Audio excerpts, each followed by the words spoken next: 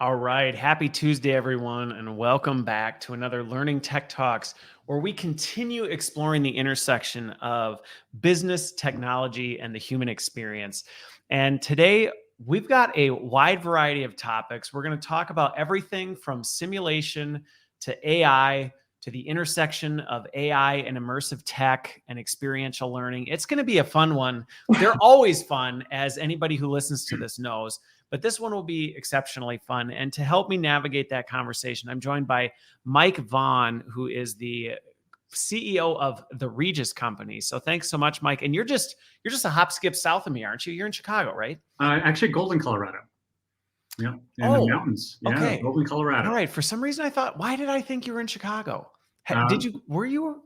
No, actually, our COO, he's a Chicago person, but no. That's why. Yep, I grew up in Colorado. Okay. What part? It's an area in Golden, so it's west of Denver, and it's right in the mountains. Yeah, so we're surrounded by beautiful trees everywhere. And did you grow up there? I did. Yeah, actually, I grew up in the town that we are actually headquartered in right now, Golden. And it's got this beautiful Audi sign. It's a surreal town now, but when I was growing up, there was only 2 Greasy Spoon restaurants, but now it is the place to be now. So it's the place to be. So hey, sticking it out was totally worth it. I did stick it out. That's right. Well, I've got a special place for Colorado. I was born in Loveland, actually birthed technically, and then grew up in Loveland. And yeah, it's gorgeous out there. Yeah. Yeah. If I didn't live in the Midwest, Colorado is where I would probably want to go back to. So maybe someday, we'll see. All right. So for folks who may not be as familiar with you and the Regis company, a little bit of background though, because for those who may not know, well, actually, let's start with the Regis company. And when people say, so you lead the Regis company, what do they do? How do you describe it? Because you've been on a bit of a transformation journey with the Regis company too. Yeah, we really have. Maybe a little bit of context, so that'll help actually set up why we did such a major pivot. So my background starting off, I was an actual AI developer. So I was actually programming neural nets back in the early 90s.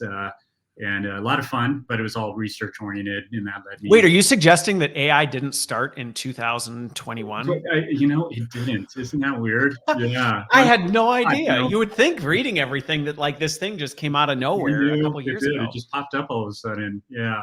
No, it has been around for a long time, and there were those of us that were using C++ back in the time, and writing this object code and trying to train neural networks and trying to figure out how to make them a little bit smarter. And we did some fun stuff. We taught a dot matrix printer how to balance a pole and some kind of fun stuff like that, but nothing practical. The glory days. The glory days. That's right. But then I realized I wasn't going to have much of a future then, because it just wasn't mature enough yet. And and it really had to go down the research route. So I went into adult learning and went down the cognitive neuroscience route and really studied kind of how the brain works. And obviously there's great overlap with AI and neural nets. And that led me into the learning space and really got into e-learning, started a learning management company in 95, and then sold that and started a learning content management company in 98, and then started this one. And I wanted to do something different. I wanted to move beyond knowledge level learning and to get into experiential learning. And that's what. Can I ask you a question before I told you I was going to interrupt you? Yeah, please. So you got into the AI space, the technical space. And the reason I ask is I had a similar journey, but I'm always curious as to the why you made the shift from AI and tech to learning. Because again, I've got my reasons, but I'm curious what made you go, this is interesting, but actually I want to go into human learning, because really before you were teaching machines in some regards, and then you moved to teaching. I think, it's just that's exactly it. If you think about the neural nets, the whole framework is really modeled after the neural networks in our brains, about the whole wiring and then being able to reinforce. And there's this whole concept of reinforcement in AI. Yep. And so I think it was just a natural progression. I just knew that I didn't want to be in academia my whole life. And I think that was the only route at the time for AI. And I really wanted to get into something practical. And once I started studying kind of the neuroscience, I just fell in love with adult learning. I got so intrigued about one area of learning called mental models. And the whole idea of a mental model is that's how we approach decisions, how we think about the world, how we approach each other. And I was like, gosh, is there any way to learn how to surface people's flawed mental models, dated mental models, and give them an opportunity to develop new, more productive mental models? And that's what got me excited about adult learning. Is I've never lost that passion around mental models. It's still core. It's now mindsets is maybe a more approachable word, but that's what got me down that path. No, it's just interesting hearing that, because similarly, different paths, but I was, coding and doing, I wasn't quite in the AI space at the time. I was still too young to be playing with that stuff, but I actually became more fascinated. I became more fascinated with people and going like, I'm actually more curious how this technology is affecting people and the way people change and develop. It just, again, was more the creative application of it that I went, the technical route is interesting to me and I want to know how it works and how it's developing, but more from the sidelines. And I really want to be more involved on the people side of it. So it's just interesting hearing people who make that jump. Yeah, we got to talk about that development part of your life. That's excellent. Yeah. Okay. So you got into that. You were doing kind of more, it sounds like more the traditional knowledge-based learning when you first got into it, which I think is the starting place for a lot of people.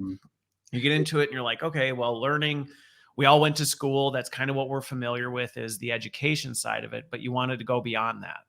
Yeah. And actually, as you just said that, you kind of remind me of something, because in 93, that's when, the web browser really was released and then started getting traction. Netscape Navigator. That's right. Yeah. And that's what got me into it, though, because I got really excited about the web browser. And it almost reminds me of kind of that's what's happening now, is that kind of power, that was then all of a sudden democratized, made available to everyone. And then that allowed us to really think about learning very differently. Because if you remember, a lot of it was on a CD-ROM or in tapes and, or slides. That's how you got the internet. Remember that? You'd like go to the gas, you're like, oh, hey, another free CD. I'll get 50 free hours. There you go. That's right. Yeah. So yeah, then what I really wanted to do is I got to a point where I said, I want to really get into that mental models and help put people in a situation where they become aware of how their own bias is influencing their thinking, where they get a chance to practice. They get a chance to, see the impacts of their decisions. And that led me into simulations, because at the time that was the only learning type of modality that really challenged people to think about their thinking. And that's really what was underlying kind of the whole mental model behavioral change. So that's what led me down that path. Okay. Interesting. There's so many things we won't because we have way too much to talk to, but we maybe need to have a follow-up conversation to this, because what you're describing very much resonates even with my own journey in terms of how I've thought about it and some of the things I've done. Okay. So you make this pivot and you start the Regis company, where did that begin? Obviously you said, I want to go beyond kind of the knowledge acquisition type of a thing and specialize more in the experiential space, but how did that get its start? Yeah, so we started researching all the different companies that were building simulations and really said, okay, if we're going to figure this out, we got to marry technology with kind of the neuroscience and design and be able to take that into organizations. And that's what we did. So the way I would describe the early days of Regis is that we were a high-end boutique simulation firm that would go in and build a custom simulation around any aspect of the business, whether you're trying to learn leadership development, project management, take a product to market. We built a sim for it. And when you say sim, because that means a lot of things to a lot of different people. And let's talk early days Regis company. When you would go in and actually deconstruct the experience and go, okay, we need to actually build a simulation. What were you building for people? Yeah, maybe I'll start saying it's not. It's not just a role play or a case study. When I'm using the word simulation, the idea is it would be through the computer, through the web browser, and where you're being placed into a situation, and each of these situations you have to make a decision, and each of your decisions are captured and analyzed. That then changes the situation that you're moving into. And then all of this then is used to give you feedback. This is the impact that your decisions have. This might be a blind spot that you have. This might be one of the trade-offs you didn't consider. This might impact you in your growth as becoming a leader. So it's very practice-oriented and very data-intensive. And that's really what I mean by a simulation. So it goes way beyond a case study. It goes way beyond a role play. And it really is immersing somebody into different situations. Because I think that's really helpful because, again, when I talk to people, when they hear simulation, it means very different things, especially depending on your experience in the space and just what you've done. Because to your point, I think sometimes when I talk to people and they say, yeah, we do simulations, and then you dig into it, it is a role, which again, I'm not discouraging people from doing role plays and stuff, but there's a big difference between doing some role play and practicing and applying things and really actually reconstructing a simulation that captures, in my opinion, much more of the contextual components of it that you just cannot capture in a simulation. Thanks for pointing that out. And I have an opinion of why that might be. And I first also agree, role plays are really powerful. I still partake in them myself.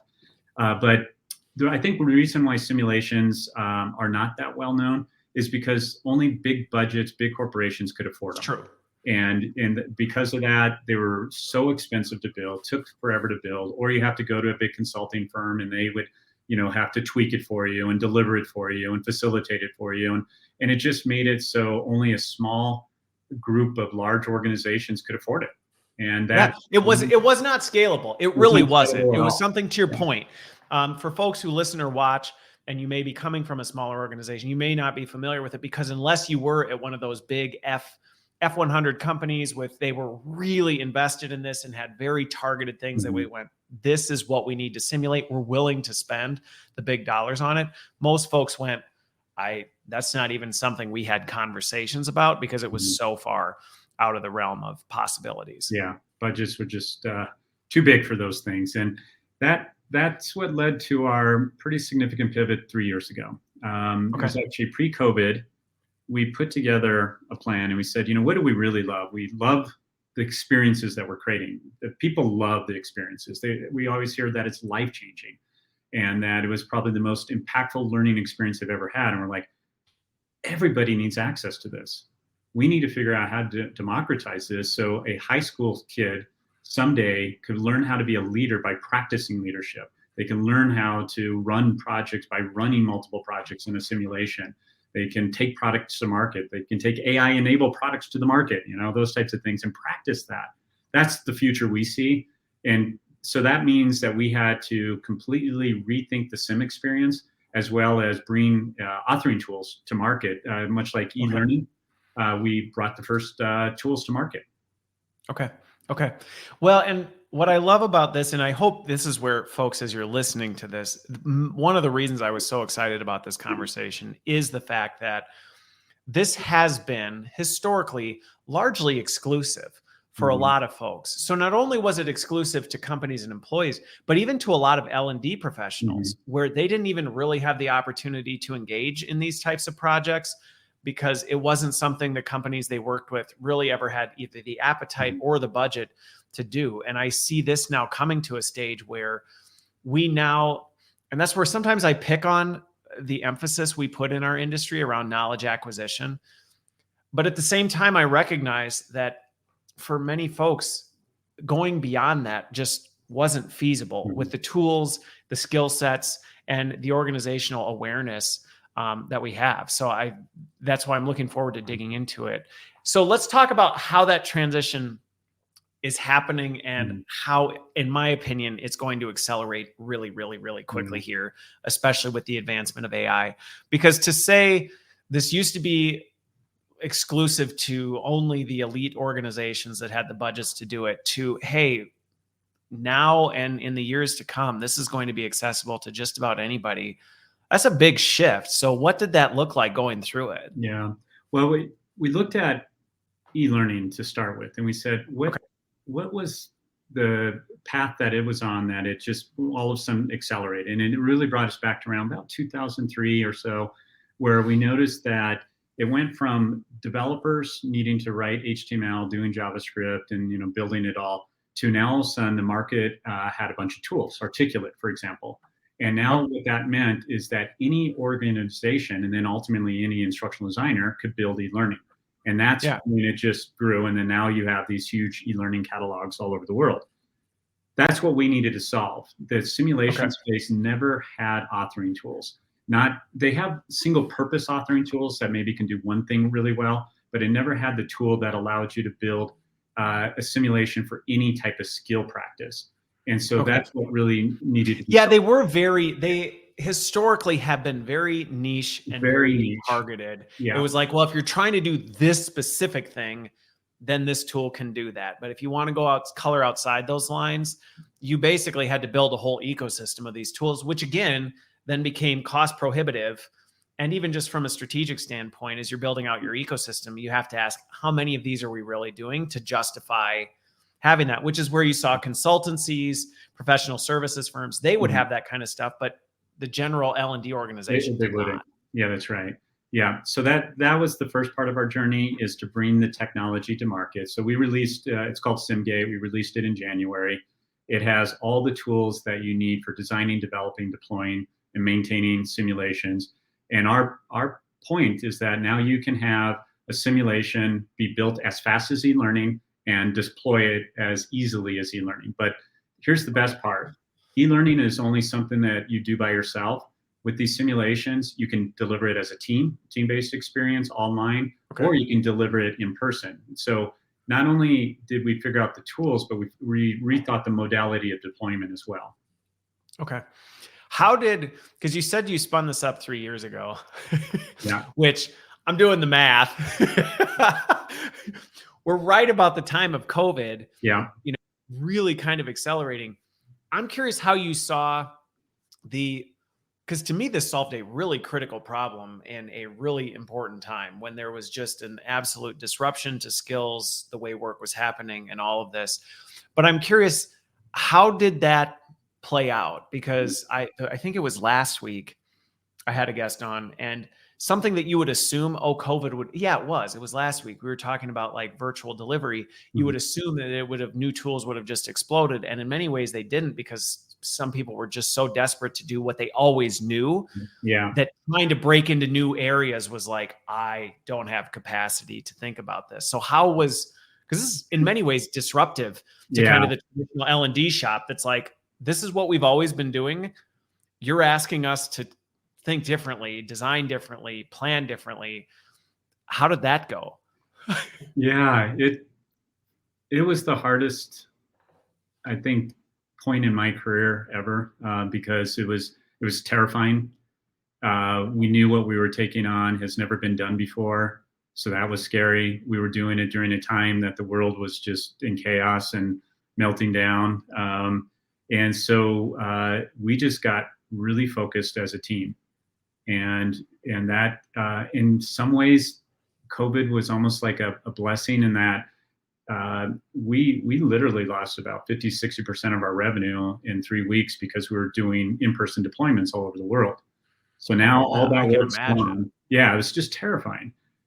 So we kind of regrouped and we said, if we want to really be the change we wish to see in the world, and we really want to democratize learning, this is our chance. We got the space. Let's just figure out how to now build this tech that we've talked about and try to get to market as soon as we can.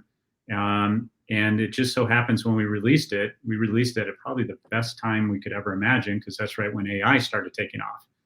And, and then that just made that knowledge level learning, people think about that differently. And so experiential learning is now the hot topic, and everyone's talking about it. And it's probably going to become the fastest growing area is experiential learning simulations in the next couple of years. So it was terrifying, to say the least, but we came out of it, and it's now working beautifully.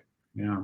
So I want to go. I've spent some time unpacking this, and in some areas, but I also want to unpack experiential learning, and I'm really curious how you're defining that, because this is again one of those things that can be a very ambiguous term that gets thrown around, and you go, well, what do you mean when you actually say experiential learning? And some people automatically jump to VR and assume that that's exactly what we're talking about, which is one of those like, well, it could be, but not.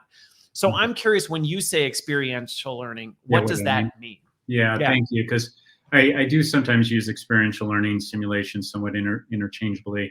I would say experiential learning is the larger bucket. That's anything that puts people, it could be, a lot of times when people think about experiential learning, they'll think about ropes course or, putting people into situations where they have apprenticeship and those types of things.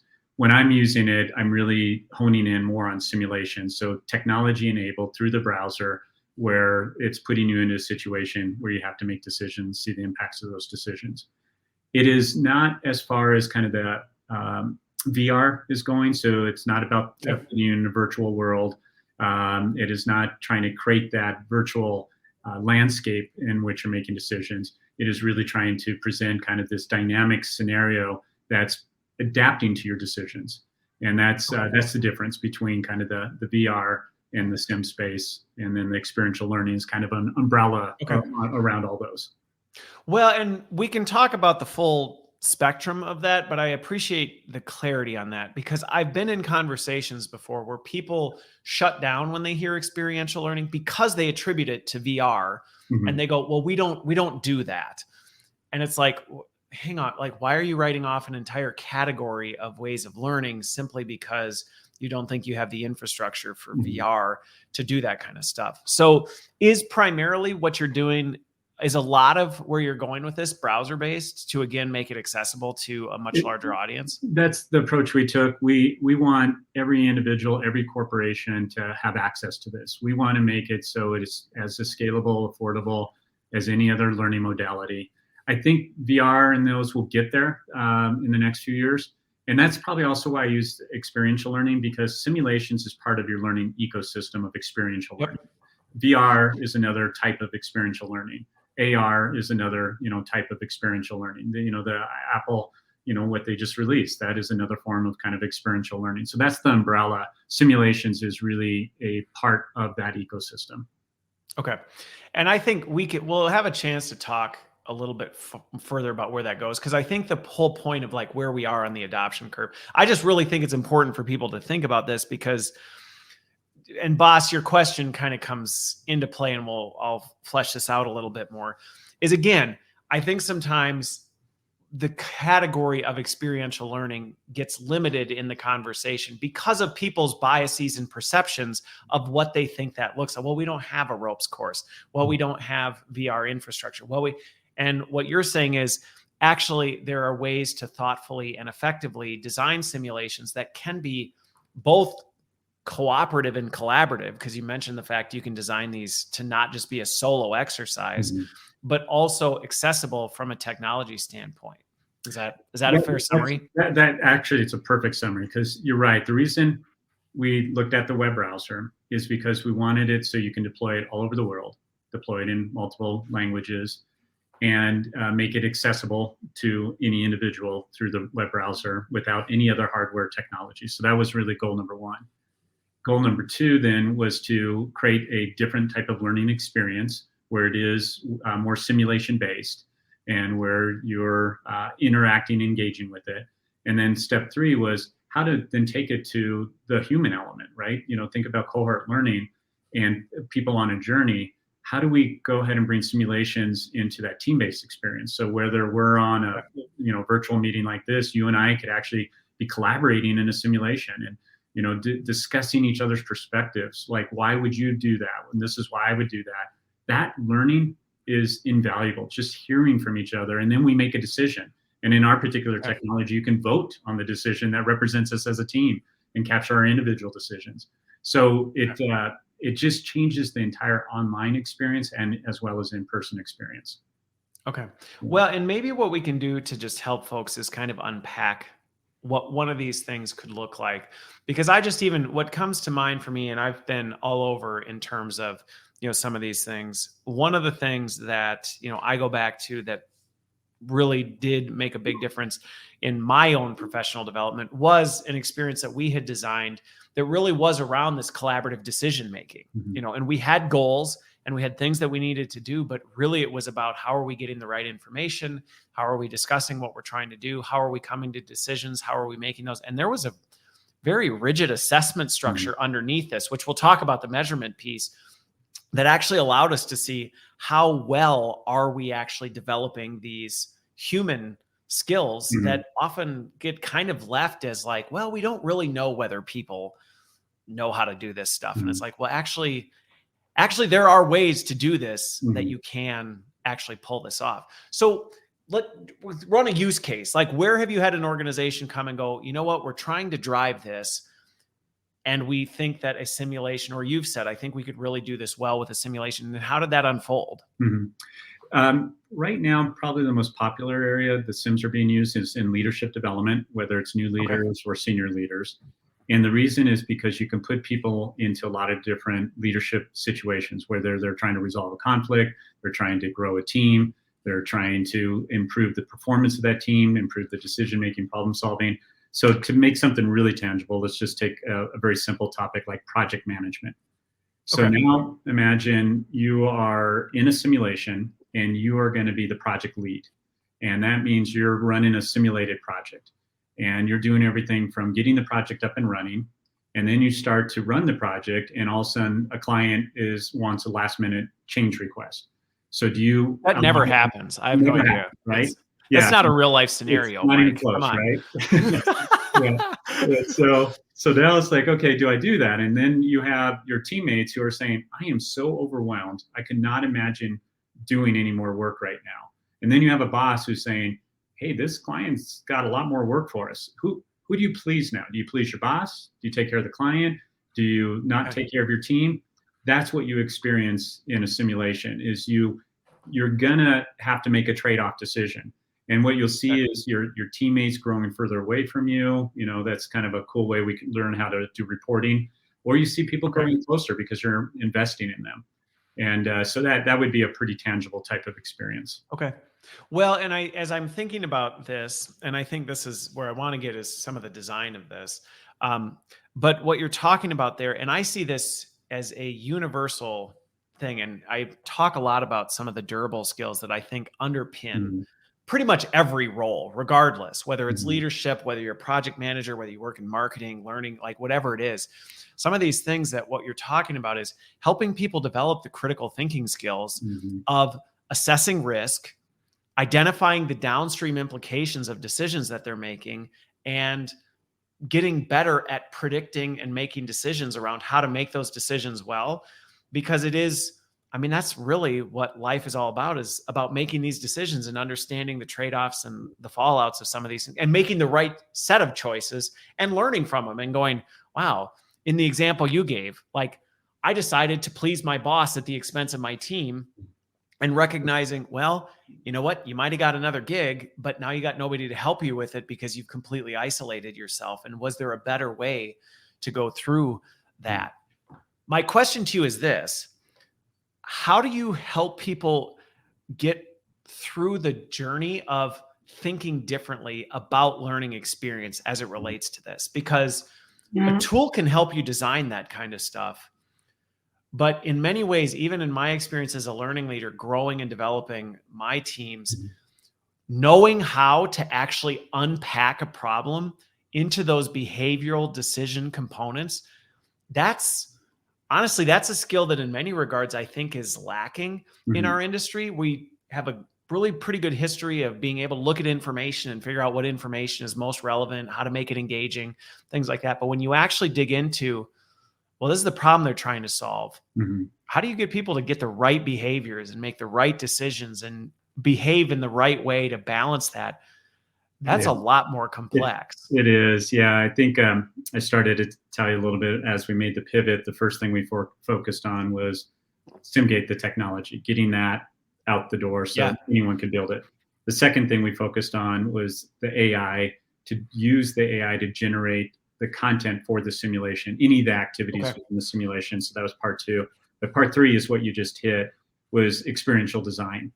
And we realized that most of the instructional design community, especially for the last 20 years, has been taught a way of thinking about scaffolding content, chunking content, tying it to learning objectives that very much lends itself to knowledge level learning, to e-learning.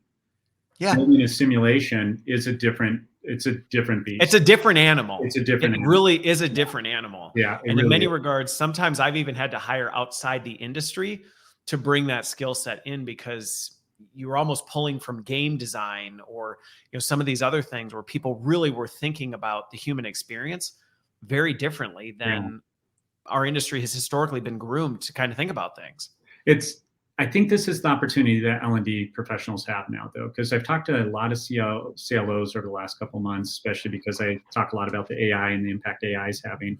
And one of the things they ask a lot about is, what do we do with our instructional designers? And I said, this is the best time in the world. This is it. The AI is going to take care of this is it. Stuff. Exactly. And let AI do what it does well, but now upskill them, reskill them to be experiential designers. So then they can go and work on, these higher cognitive skills. And then at the same time, I really love that the World Economic Forum published their top 10 skills over the next 10 years. And they're all in that higher cognitive development space, and which is specifically what simulations do well. So to me, this is like the best opportunity in the world for L&D, and in creating that space so everyone could be upskilled, reskilled, let AI do that knowledge level stuff, let it do the e-learning, in the flow of learning, just-in-time learning, performance management, micro-learning. AI is great at all that. But that experiential is the new thing. And so what we're trying to actually do is help people get that experiential certification, because it is such a different way of thinking. It is such a different. Well, and I think to anybody listening, I will very much second what you just said in terms of, to me, this is where the instructional design skill set needs to transform to, because I made a post about it earlier this morning. I mean, there are apps now that with a few basic prompts can generate video content at the click of a button. And it's decent content if you give it the right information and you do a pretty light overview of what it is. And so pure content generation, we're already at a stage where the machines can largely do it better and faster than we can. And that's not what you're doing doesn't matter anymore. It's just more the fact that, well, so what do we do as an alternative? Because there still will be a role with the content. Because honestly, if you just tell one of these tools to make content, it's not very good. I mean, you need somebody who can thoughtfully work with it and actually mold it into something meaningful. But the amount of time you're going to be spending on that, I think, is going to dwindle and, shift. And so I think what you're getting at, this has largely been the journey that I pushed my designers on for really even long before COVID was, hey, this is really where we need to go. Because if you look at the arc of AI, this has been coming for a long time. It's finally hit mainstream, but this shouldn't come as a surprise to anyone right now. It really shouldn't. Yeah, I think I mentioned to you before, we thought about AI and we built what we call 3 layers of AI. And that first layer is, I think, what you were just talking about. We call it level 1 AI, where with some pretty simple prompting, you can build out a sim. Like, we can actually build a sim in 2 minutes with the Rapid AI. And I would say the content is about 50% good content. It still would need some human touch. So then that led us to what we called as guided AI, where then it actually, the instructional designer with the co-pilot then builds out really good content and gets up to about 60 to 70% really good content for the simulation. And then the third level is the trainable AI, where you can actually ingest your organization's content. And that way, when it generates the simulation, it reflects your culture, your leadership model, your principles, your values. And that's getting the content really close. So now when we were doing our own little experiment internally, we had a simulation bake-off where we could see who could build a sim fastest. And we gave them an hour and they built out a sim in 1 hour. I love it. Like the learning hackathon. It was a hackathon. Simathon. Yeah. And we were asking our team, like, how long would it have taken you, before these tools? And the average response was a couple of weeks to build out what they were able to do in 1 hour. And then we talked about the level of content, and so we're only 6 months into the year and we're already producing that. There's 1,700 AI tools in that first quarter that we were tracking. And so that's going to Sounds exponentially, about right. yeah, it's going to exponentially explode this next couple months or next Yeah. quarter. And so, Right. so that knowledge level learning is going to be pretty much taken care of. So it really is, how do you shift your lens towards that experiential? Okay. So, Sherry, I'm bringing your question up, and it's a twofold one that I want to engage with. So, we'll talk about the delivery mechanism second. But the first one goes back to the just emphasizing what you said in terms of time and quality. I don't know a single learning professional in the field that has said, nah, I don't really have a desire. I don't think there's a need for more experiential learning and behavior based, like demonstration of skills and application. I really don't know anybody who's ever said it. It always came down to, we don't have time to do this kind of stuff. Because to your example, when you ask people, how long would it have normally taken to build something like this? Well, weeks. And that's if you were super experienced and nothing went wrong and you had all the details type of thing. You look at a lot of these things, it was like, from just a reasonable standpoint, we don't have time to do it. We just have to be so selective. Mm-hmm. And this goes back to the scarcity mindset that I see with some of the fear mongering around AI is, oh, it's going to come take our stuff away. And I just look at the surplus of things that many people have said, I really wish we could do more of this, but we can't. We're constrained because of money, time, things like this. It's not a zero-sum game. And so when I look at some of these things where we go, I know tons of organizations who would love to have done more of this. It just wasn't within reach. And what you're talking about now is this is becoming attainable to the masses. Yeah, it really is. And I think the thing that I often try to bring people back to when I'm talking about a simulation are the 4 fears. And the first fear has always been the cost of a simulation. They just only big budgets. The second was the time that it took to build them. When we used to build these in a custom before pre-tool, it would take us 5 to 8 months. Now we can build it in 5 to 8 weeks. So, I mean, it's just that big of a difference. The next one was the amount of resources that it took. It took a lot of subject matter expert time and all of those things. And that's a really costly expense for organizations. But now with the AI generating, 50 to 80% of the content that you can then put in front of a subject matter expert, have a good so they can react to it instead of react trying to mine this stuff out of their heads. Exactly. That can be just excruciating. We call the AI the go get me the rock, thing from the stakeholder. Like, build me a conflict resolution course because I'm seeing all the conflict in the workplace teams, hybrid teams. And it's like, well, what do they really mean? Well, generate a quick course and put it in front of them and then own it. And so that's all now doable.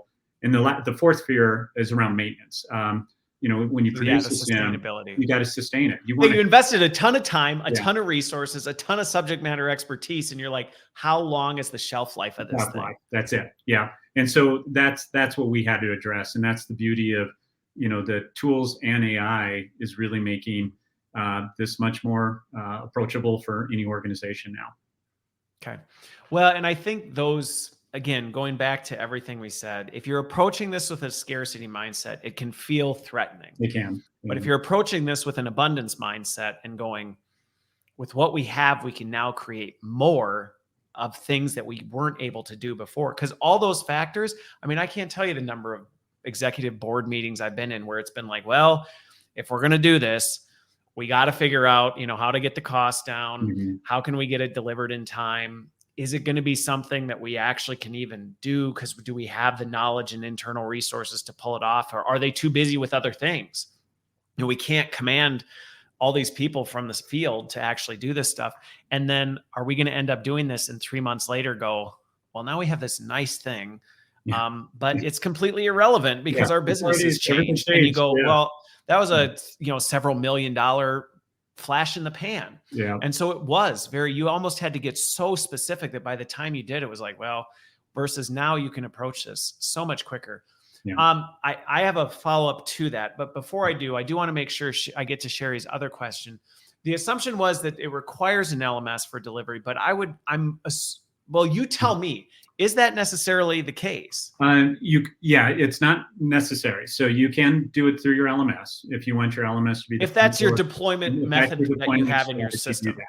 A lot of organizations that are doing more virtual or in person, they go directly into the experience. So you don't have to have an LMS.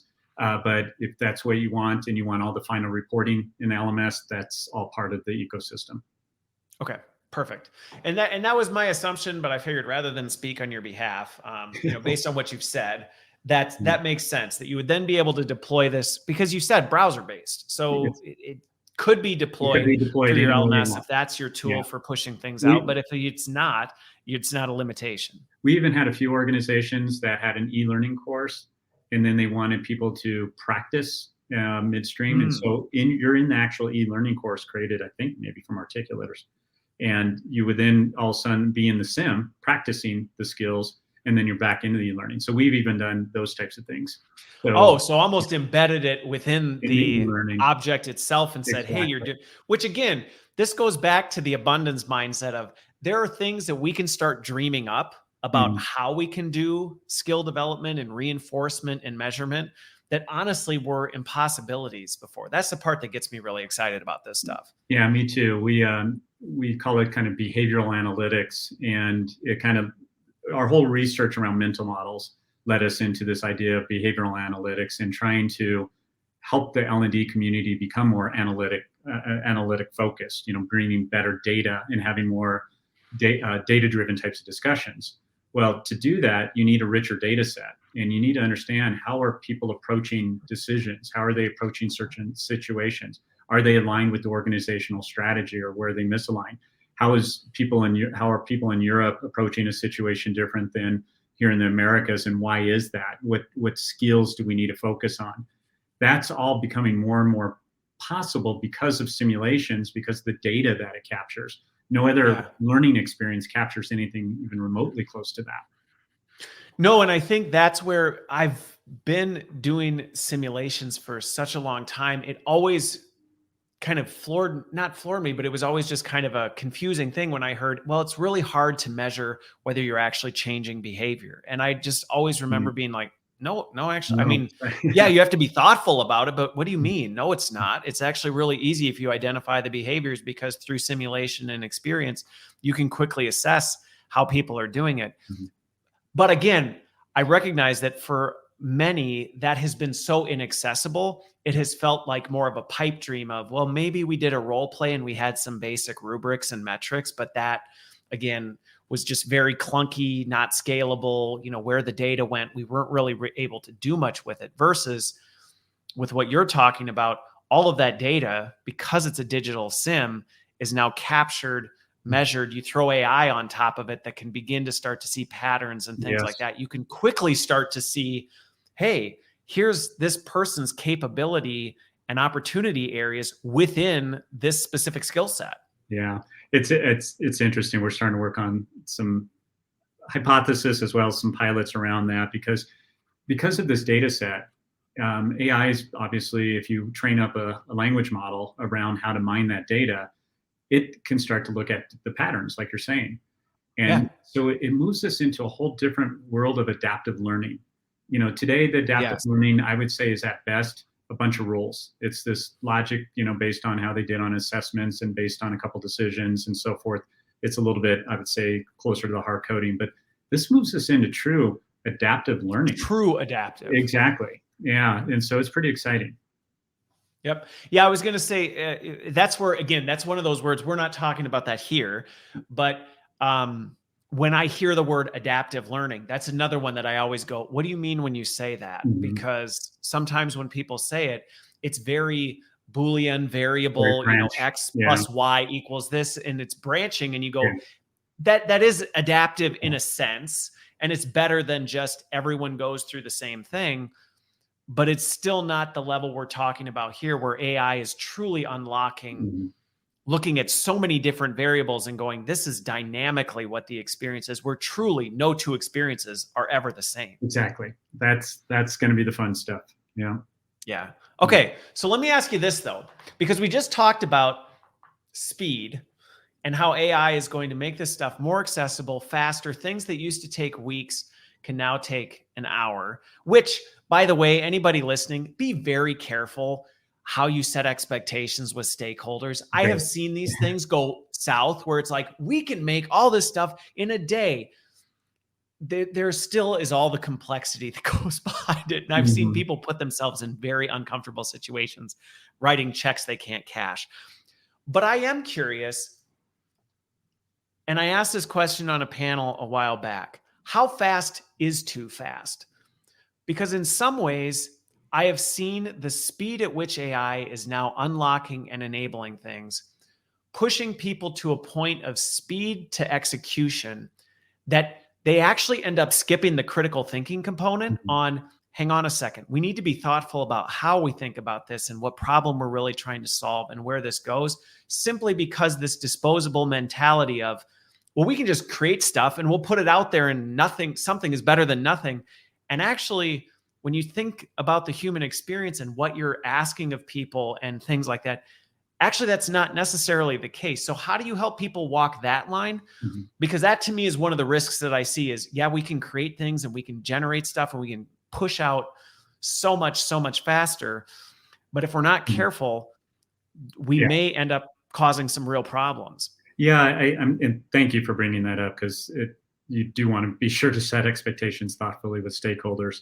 And I think the way I think about AI right now, it's really good at generating the creative content that simulations need. You know, the storyline, the scenarios, the options, the trade-offs. It is brilliant at creating that type of content. It was almost like perfectly designed for that, right?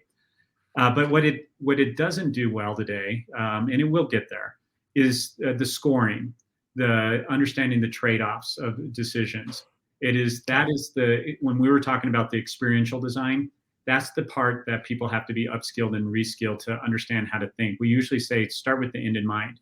What are the 2 or 3 performance indicators that you want to track in the simulation? What are the skills, and how do those metrics tie to those skills? Then build out the scoring, then have the AI generate the content.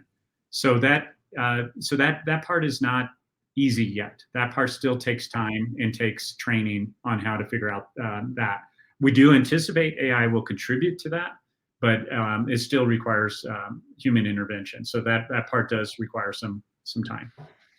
Okay. Well, and I think that's a good call out, because again, sometimes when I get into this, where you see the fear mongering and people, who don't understand the complexity of some of this, starting to go, well, what does this mean for me? Does this mean that there's really no place?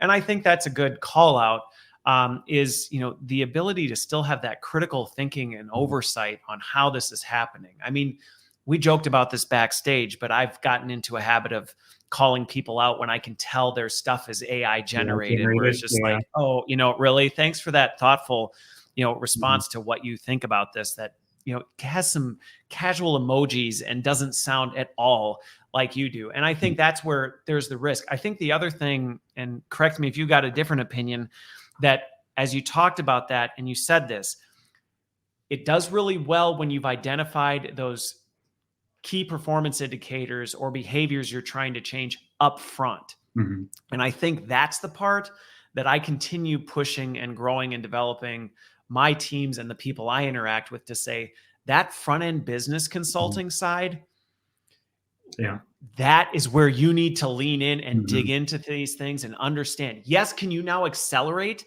the speed to market with a solution once you've gone, we've locked in, like we have zoned in on what we're trying to do. It's not going to be 9 months before we can get you something.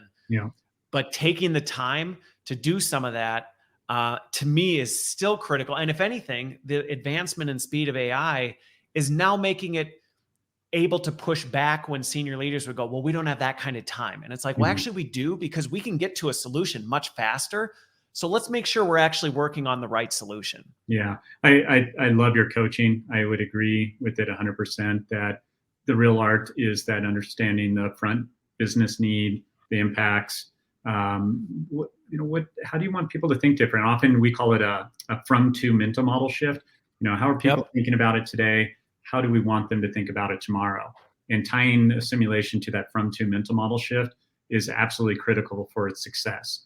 And I think the AI way to think about that, and our tools like SimGate, it now is making it so it's scalable and affordable. So it's like the tool set, but you still need the human thinking of what's the problem you're trying to solve, regardless of a tool set, whether it's a e-learning tool or a simulation tool. You still need to know that good analysis up front. Yeah. Well, and I go back to some of the things, I often see things about us not wanting to be order takers and having a seat at the table. And to me, I go, there's always been a seat there. If you know how to engage, if you understand what's really going on. But to your point on this, I think this is a really important time because, in my opinion, the risk to take bad orders and create lots of bad product is heightening right now. Because if you're an order taking organization that just shows up and says, what is it you want? Oh, okay, this is the problem you're trying to solve. Let us go make a simulation for that. You can still create a lot of chaos, and all these things that we're talking about as real benefits will be missed because they'll be like, yeah, you made a simulation, but it was on something completely irrelevant to the organization. And you're still wasting people's time asking them to go through a simulation that has absolutely no value to what they're doing. You're not going to get better feedback. The data you have on behavior is completely irrelevant. I mean, all those benefits we talked about downstream are completely missed if you're not taking the time to dig into this and challenge the assumption that whoever comes to you with it has already thought all this stuff through, because they haven't. Yeah, and with all the AI and the tools, you can just create chaos faster. So that's the so there's benefit to that. But I think the idea is if you could use the AI to now be the tool that helps you confirm, is this going to be solving the problem? So if you think about that subject matter expert time, in many organizations, that's the most costly expense, and they're also usually the most in high demand. So if you can get something into their fingertips faster, and then have them confirm, is this what's representing the problem? Is this, if people learn this way of thinking, is this going to hit the mark?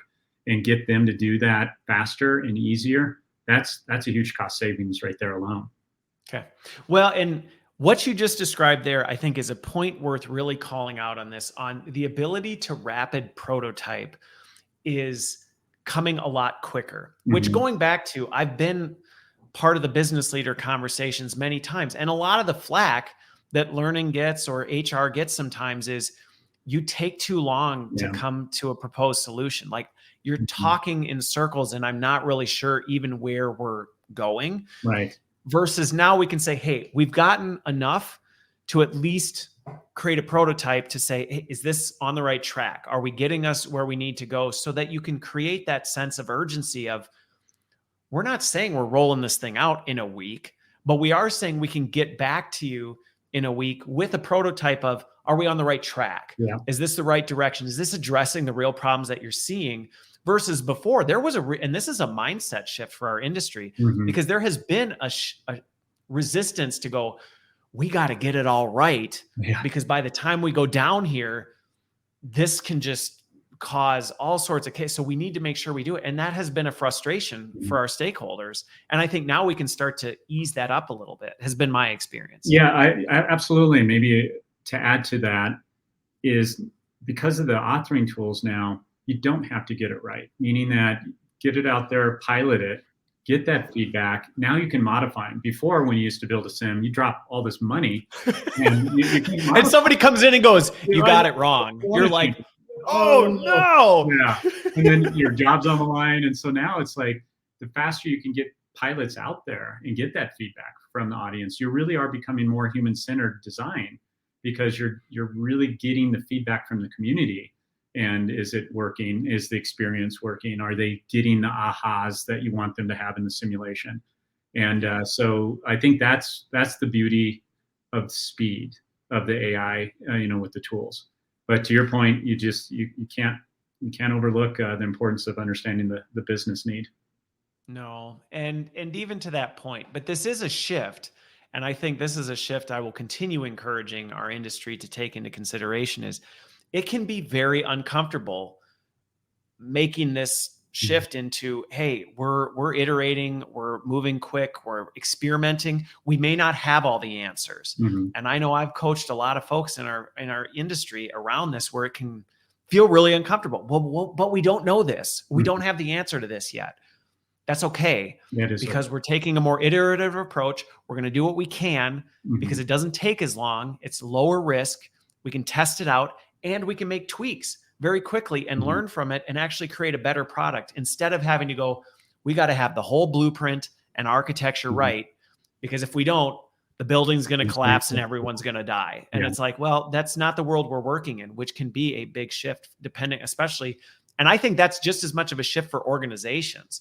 So for those who are listening, who are working with those stakeholders, going back to the point earlier of expectation setting, that can be a shift for stakeholders who Mhm. are used to, well, we got to get this right in every detail. And what about this? And we didn't account for that. And starting to set those expectations of, hey, here's where we are. Mhm. Let's step it forward. Let's learn. We'll adapt. And that's a different way of working. It really is. And that's kind of what we usually encourage people to do with this new technology is build just really small micro sims, nano sims, to get them out there and test it in the market, into your population. And then, you can keep adding to those and restructure them and reuse them for different purposes now because it's all doable. And and don't try to build the big behemoth simulation anymore. It's not necessary. I love that. And again, I know there was a trend, and there still is in many regards around micro learning and Mhm. how do we make content more digestible, more small, more bite Mhm. size, so it's more durable and more Right. reusable. And I think the fact that we can now do that, that was impossible for Sims for a It long time. was It's like, yeah, completely impossible. we Yeah. can't do it. We Right. can't create a nano sim. Yeah. It just isn't feasible. Mhm. Versus now, and I think this should be an encouragement to everybody that actually we can now. Mhm. So micro sim, nano sim thinking of experience is actually a possibility, and not just for the elite select few, but really to the masses. It's an exciting future. It really is. And yeah, it's not only a possibility, it's our recommendation. Start there. It's the easiest way to start introducing simulation-based learning in your organization. Yeah. Okay. So Awesome. yeah. So have there been, with the couple minutes left, I'm curious, for folks who may have listened to this, been inspired, excited, they're like, I love, where this is going.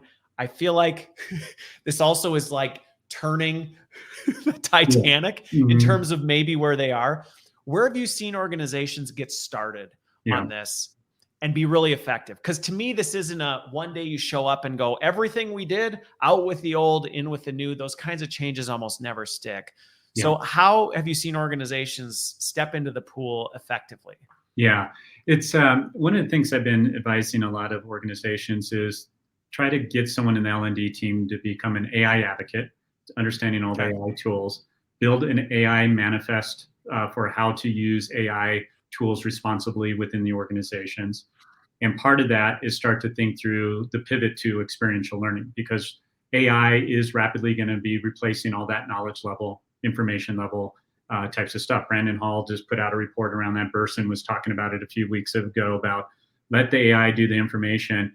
You as an L&D community need to start thinking about that higher cognitive skill development and laying out the roadmap for how you're going to develop those higher cognitive skills as AI is, amplifying all these other powers that people have in the workplace.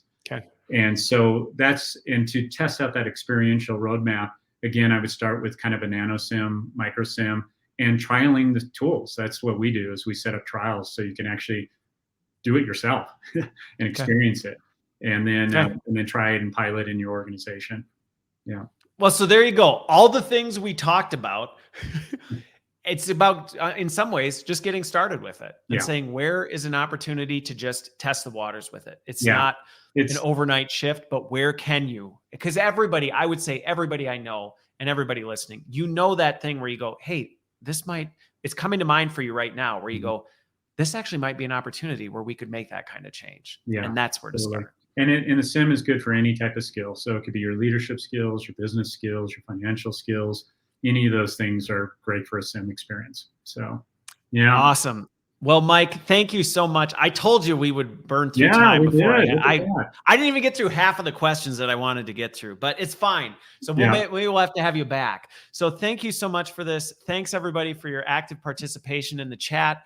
Hopefully you got something out of this and it's changing the way you're thinking about it, and also making you feel a little more optimistic about the AI future Yeah. that's ahead. I think there's a lot of great stuff that we can do. So thank you, Mike, for being here. Absolutely. I loved it. Thank you so much for the conversation. All right. Have a great week, everyone, and we will see you next week.